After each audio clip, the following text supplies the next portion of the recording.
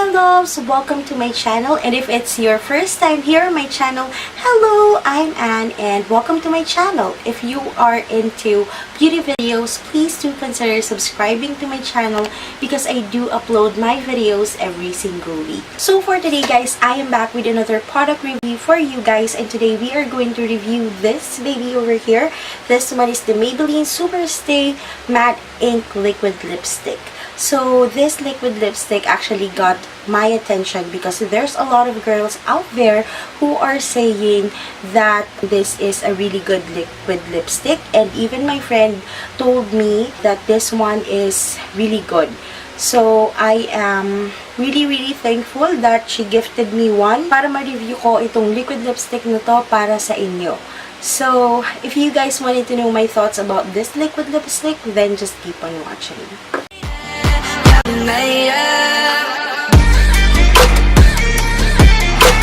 Okay, so as per usual, I'm going to share with you guys a little bit of information about the product first before we go to the application demo.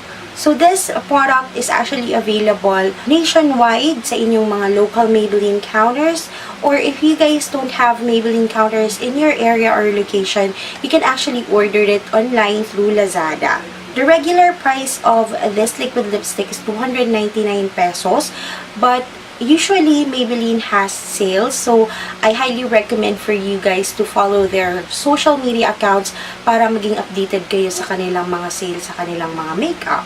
So the claims for this liquid lipsticks are the following. So first, it's non-drying matte liquid lipstick. Secondly, intense waterproof pigments in just one swipe. And then lastly, it says here that it lasts up to 16 hours. This liquid lipstick contains 5 ml or 0.17 fluid ounce of the product. And it also has a total of 10 shades with a variety of nudes, pinks, and reds. So this is what the packaging of the liquid lipstick looks like. As you guys can see, it is contained in a plastic tube, and the color of the tube is the same shade as the product inside, so you will be able to easily identify its shade. The name of the shade is located at the bottom part of the packaging, which is what we usually see in other lip products. So yung 3 things that I can say about this packaging is it's travel friendly, it's simple, and it's classy. However, the applicator of this liquid lipstick is unique since it has an arrow point to it, which make its application more precise and easy. Plus, the hole in the center of the applicator helps in getting ample amount of the product to cover your entire lips, so you do not need to keep dipping it back inside to get more products. So when it comes to the pigmentation, Maybelline is really not kidding when they said na it has intense pigmentation. As you guys can see, isang swipe pa lang, pero okay na yung kanyang pigmentation.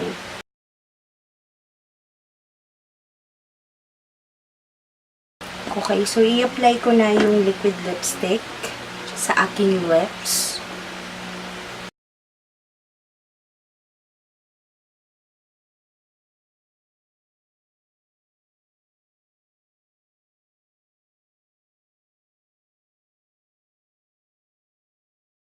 Ayan. Tapos, isang swipe lang siya.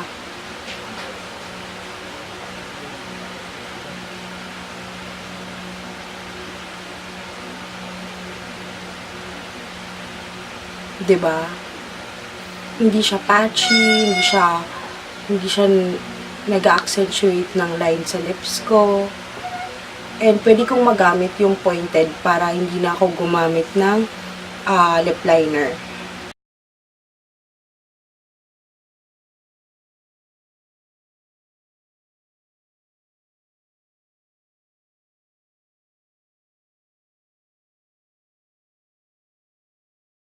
So, ayan na siya guys, oh. Di ba perfect? As you guys can see, hindi siya patchy. Very pigmented. Kahit na dark yung shade niya, maganda pa rin siya. So, when it comes to the drying time, it actually takes a little bit of time to set or fully dries up on your lips. And it feels a little bit tacky or sticky once you applied it on your lips. Pero kapag completely na siyang natuyo, mawawala na yung sticky feeling sa inyong lips. And meron din pala siya guys amoy. Mabango siya. Very sweet yung kanyang scent. When it comes to the comfortability of the liquid lipstick when you are wearing it on your lips, I can really say na unlike dun sa mga liquid lipsticks that I've tried, this is very comfortable to wear. It's not drying, it doesn't accentuate the lines on your lips, which is really good. And it's not heavy on the lips, so it's very, very comfortable to wear. Being a matte liquid lipstick, this is really long-lasting. It's waterproof, it's kiss-proof, and then it's smudge-proof. So, kahit ganyan-ganyanin ka siya, guys, hindi siya magsasmudge, and wala siyang transfer. Oh, wala. So, yan. Yan. Wala talaga siya. And, iinom ako ng kape. Okay, so okay pa din siya. Kasi winner test ko na to kahapon. And sobrang ganda niya. During lunchtime, yung aming ulam is pork stew or sinigang. And hindi siya nag-budge. Wala talaga. Kung liquids lang. Pero just like the other liquid lipsticks that I tried, kapag oily na yung kinain nyo, matatanggal siya, pero yung inner corner lang or inner part lang ng lips ninyo yung matatanggal, hindi yung buong liquid lipstick sa lips ninyo, which is really, really good. You will not retouch every single time that you eat or you drink, so mas makakatipid ka. So, final thoughts about this product. I think this product or liquid lipstick is really, really good. It's true to its claim na intense yung kanyang pigmentation, it's long-lasting. I'm not really sure if it can last up to 16 hours, but as I've said, for as long as you are intaking liquids just like water, walang oil, I think that it can last up to that time. It's also not drying. It's really matte, but it doesn't feel uncomfortable on the lips unlike the other liquid lipsticks that I've tried from my collection. And I highly recommend this liquid lipstick to you guys. So if ever you guys are looking for affordable na liquid lipstick that is available here in the Philippines, then I highly recommend for you guys to try this liquid lipstick because it's really good and it's really true to its claim.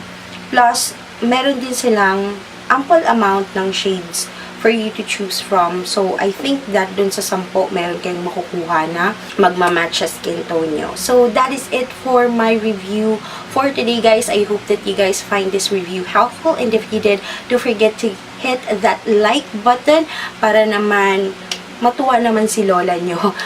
Charot. Para naman malaman ko na na-appreciate niyo yung mga efforts ko. Charot. Nagunugot ka naman si ate. If you guys are also using this product and you wanted to share your experiences about it, leave it at the comment box below. And lastly, yung mga information about this product plus my thoughts about it will be listed at the description box below, so don't forget to check it out. So yeah, that is it for today, guys. Thank you so much for watching. You guys know that I love you so much.